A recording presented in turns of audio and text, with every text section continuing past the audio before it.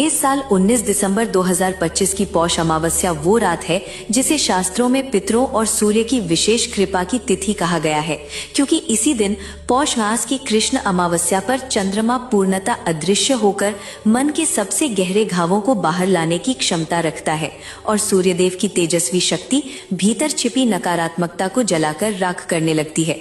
गरुड़ पुराण और अन्य धर्म ग्रंथों में वर्णन मिलता है कि पौष अमावस्या पर किया गया स्नान, दान और पितृ तर्पण साधारण दिनों की तुलना में कई गुना अधिक फल देता है, क्योंकि इस दिन सूक्ष्म लोक में बैठे पितृ विशेष रूप से जागरूक रहते हैं और अपनी संतति के आह्वान का उत्तर देते हैं।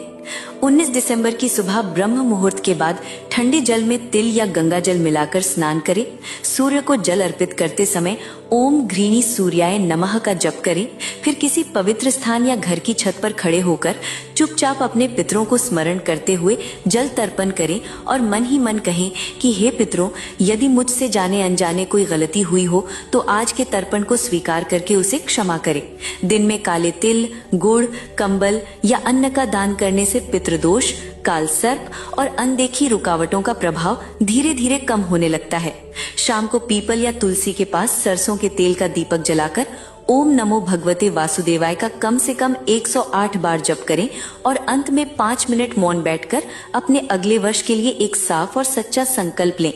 माना गया है कि पौष अमावस्या वो द्वार है जहां से नया वर्ष सिर्फ कैलेंडर में नहीं बल्कि आपकी किस्मत में भी प्रवेश करता है। इसलिए इस साल 19 दिसंबर की पौष अमावस्या को यूं ही साधारण दिन की तरह न निकालें। इसे श्रद्धा से मनाएंगे तो यही रात आपके आने वाले साल की दिशा बदल सकती है। इस साल 19 दिसंबर 2025 की पौष अमावस्या वो रात है जिसे शास्त्रों में पितरों और सूर्य की विशेष कृपा की तिथि कहा गया है, क्योंकि इसी दिन